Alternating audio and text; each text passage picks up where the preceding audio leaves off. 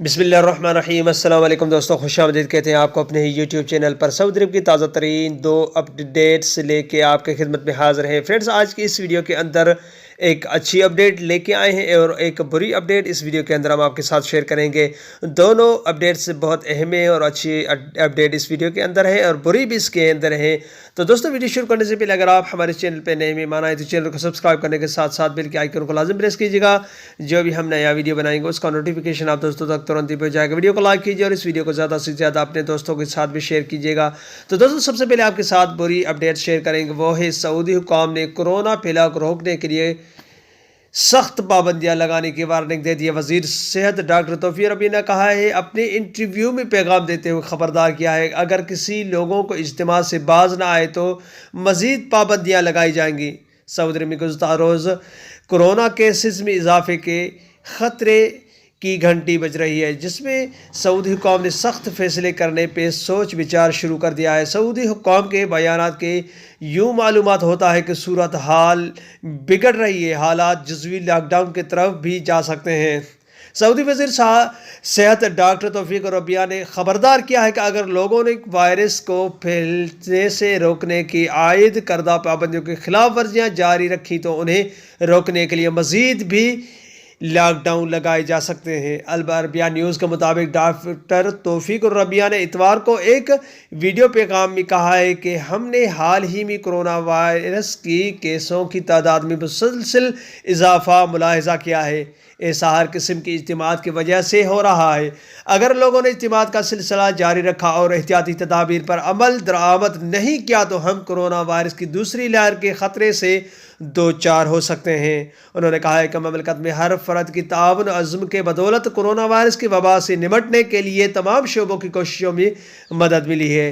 Doctor Rabia ने कहा है कि हम अज़्म का इजहार नहीं करते तो बिलाशुबा हमें माशरे के तहफ़्फ़ुज़ के लिए मज़ीद एहतियाती तदाबीर करना पड़ेंगी। उन्होंने तमाम लोगों से जोर दिया है कि हालिया इक़दामात को संजीदगी से लें और चेहरे पर मास्क पहने समेत तमाम सिफारिशात से पासदारी करें, समाजी फासला अख्तियार करें, मुहाफ़िज़ा सेहत के अच्छी उसूलों को अख्तियार करें, हाथों को बार बार धोएं और एक दूसरे की मुलाकात के वक्त मुसाफिहा करने से गुरेज रहे। दोस्तों, वाज़ेह रहे कि सऊदी अरब में हालिया दिनों में कोरोना वायरस की योमिया केसेसों की तादाद में एक मरतबा फिर इजाफा हो रहा है, जबकि 3 जनवरी को सिर्फ 82 केसों की तशफ़ीश हुई थी। सऊदी अरब में शहरियों और मकीनों को कोविड-19 की वैक्सीन मुफ्त लगाने की मुहिम भी ज़ोर शोर से जारी है, लेकिन अमेरिका की दवा साज फर्म फाइज़र की जानिब से वैक्सीन की तरसील में ताख़िर की वजह से ये ताख़ीर का शिकार हो रहे हैं। दोस्तों, जो दूसरी हमारे अपडेट है वो सऊदी अरब में इकामा होल्डर्स की ज़ेर कफ़ालत अफराद भी